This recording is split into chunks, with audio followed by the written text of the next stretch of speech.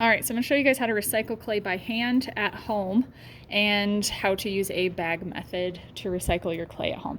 So I'm working on newspaper. You guys can use notebook paper if you want to. You just don't want to work directly on a surface because the clay will stick to it. So when your clay starts to dry out and it looks like this, where if you're bending it, it gets those cracks in it, that means that it needs to be recycled. It needs to be rehydrated and have the water brought back into it. So even if I want to recycle a large piece of clay, I just want to work with a small piece like this. I'm going to dunk it in water, and then I just fold and press it together, because just rubbing water over the surface only smooths out the top part, but you're not going to get water into the body of the clay, and that's what we want. That's what this pressing it flat and folding it over and pressing it flat. And when you guys are doing this, you're going to realize it is kind of a pain in the butt to do. When you are in class with me on a level 2, again, I will use the pug mill to recycle the clay for you guys, but when you're at home, this is really the only option that you guys have. That's why we're going to be working smaller scale when you guys are at home. So you're going to notice that there's slip on the outside of the surface, and you want to keep working the clay and folding it back and forth until you feel that slip start to turn more into plastic clay, so it's not slimy on the outside of it.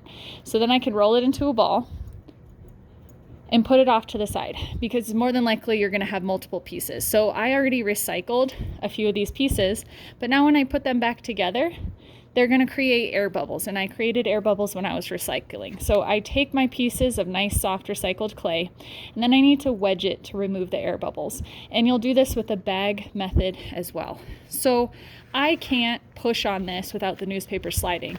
I like to lay it flat and then push it up against my body and then just push forward. That way it's holding the newspaper in place, and you should not be putting enough pressure that it's going to tear the newspaper.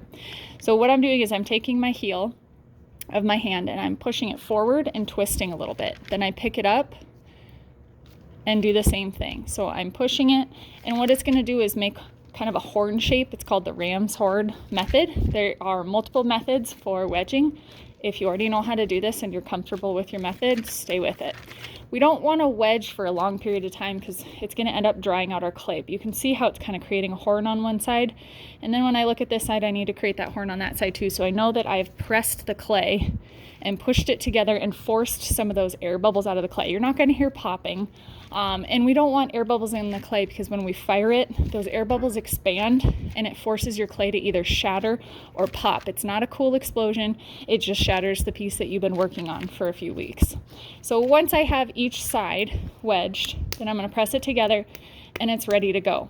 Now, if you have time to wait overnight to recycle your clay, all I do is I just tear my clay up and I make it as thin as possible, because it's going to absorb the most moisture when I have as much surface area of the clay touching water as possible. So I would just take this, tear it apart, dunk it in water, and then stick it in a bag, and I leave that overnight. When you open it back up, the clay has absorbed that water overnight, and then you just press it into a ball and wedge it, just like I showed you. So there's 2 methods to recycle your clay at home. So if it does dry out, if you're mid-project and it dries out and you can't go any further, instead of saying, oh, well, I can't do my assignment, it's, well, you got to tear it apart, recycle it, and start over. So make sure that you always keep your project in a bag.